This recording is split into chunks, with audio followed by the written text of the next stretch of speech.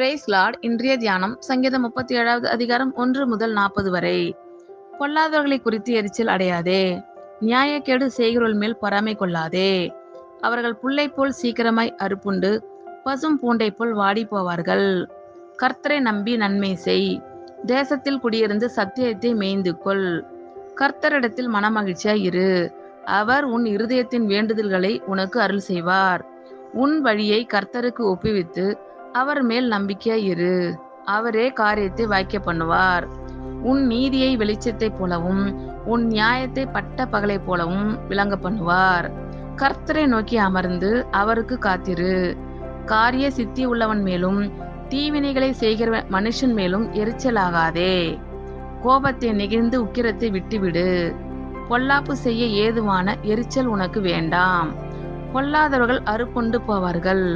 கர்த்தருக்கு காத்திருக்கிறவர்களோ பூமியை சுதந்திரித்துக் கொள்வார்கள். இன்னும் கொஞ்ச நேரம்தான், அப்போது துன்மார்க்கன் ஈரான். அவன் ஸ்தானத்தை ஊற்றி விசாரித்தாய், ஆனால் அவன் இல்லை. சாந்த குணமுள்ளவர்கள் பூமியை சுதந்திரித்து மிகுந்த சமாதானத்தினால் மனமகிழ்ச்சியாய் இருப்பார்கள். துன்மார்க்கன் நீதிமானுக்கு விரோதமாய் தீங்கு நினைத்து அவன் பேரில் பற்கடிக்கிறான். ஆண்டவர் அவனை பார்த்து நகைக்கிறார், அவனுடைய நாள் வருகிறது என்று காண்கிறார். சிறுமையும் எளிமையானவனை மடிவிக்கவும் செம்மை மார்க்கத்தாரை விழப்பண்ணவும் துன்மார்க்கர் பட்டயத்தை உருவி தங்கள் வில்லை நாணேற்றுகிறார்கள். ஆனாலும் அவர்கள் பட்டயம் அவர்களுடைய இருதயத்திற்குள் உருவிப்போம், அவர்கள் வில்லுகள் முறியும். அநேக துன்மார்க்கருக்குள்ள செல்வ திரட்சியை பார்க்கிலும் நீதிமானுக்குள்ள கொஞ்சமே நல்லது. துன்மார்க்கருடைய புயங்கள் முறியும், நீதிமான்களையோ கர்த்தர் தாங்குகிறார். உத்தமர்களின் நாட்களை கர்த்தர் அறிந்திருக்கிறார், அவர்கள் சுதந்திரம் என்றென்றைக்கும் இருக்கும். அவர்கள் ஆபத்து காலத்திலே வெட்கப்பட்டு போகாதிருந்து பஞ்ச காலத்திலே திருப்தி அடைவார்கள். துன்மார்க்கரோ அழிந்து போவார்கள். கர்த்தருடைய சத்துருக்கள் ஆட்டுக்குட்டிகள் நினைத்தை போல் புயந்து போவார்கள், அவர்கள் புகையாய் புயந்து போவார்கள். துன்மார்க்கன் கடன் வாங்கி செலுத்தாமல் போகிறான், நீதிமானோ இறங்கி கொடுக்கிறான். அவரால் ஆசீர்வதிக்கப்பட்டவர்கள் பூமியை சுதந்திரித்துக் கொள்வார்கள், அவரால் சபிக்கப்பட்டவர்களோ அறுப்புண்டு போவார்கள்.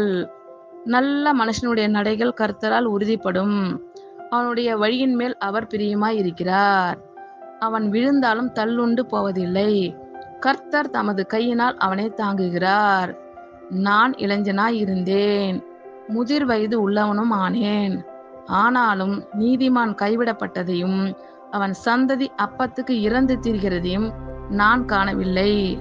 அவன் நித்தம் இறங்கி கடன் கொடுக்கிறான், அவன் சந்ததி ஆசீர்வதிக்கப்படும். தீமையை விட்டு விலகி நன்மை செய், என்றென்றைக்கும் நிலைத்திருப்பாய். கர்த்தர் நியாயத்தை விரும்புகிறவர், அவர் தமது பரிசுத்தவான்களை கைவிடுவதில்லை. அவர்கள் என்றென்றைக்கும் காக்கப்படுவார்கள்.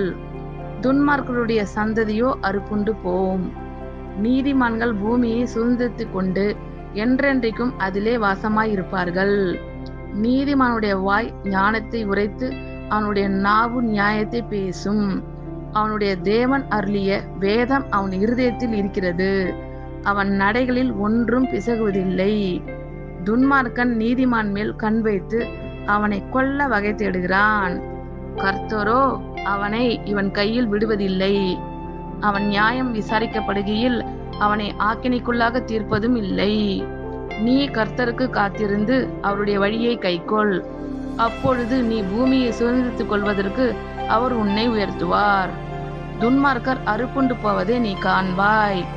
கொடிய பலவந்தனான ஒரு துன்மார்க்கனை கண்டேன், அவன் தனக்கேற்ற நிலத்தில் முளைத்திருக்கிற பச்சை மரத்தை போல் தழைத்தனாயிருந்தான். ஆனாலும் அவன் ஒழிந்து போனான். பாருங்கள், அவன் இல்லை, அவனை தேடினேன், அவன் காணப்படவில்லை. நீ உத்தமனை நோக்கி செம்மையானவனை பார்த்திரு, அந்த மனுஷனுடைய முடிவு சமாதானம். அக்கிரமக்காரர் ஏகமாய் அழிக்கப்படுவார்கள், அறுப்புண்டு போவதே துன்மார்க்கரின் முடிவு.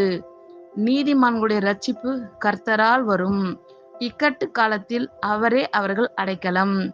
கர்த்தர் அவர்களுக்கு உதவி செய்து அவர்களை விடுவிப்பார். அவர்கள் அவரை நம்பியிருக்கிறபடியால் அவர்களை துன்மார்க்கருடைய கைக்கு தப்பிவித்து ரட்சிப்பார். ஆமென். கர்த்தர் உங்கள் அனைவரையும் ஆசீர்வதிப்பாராக. God bless you all.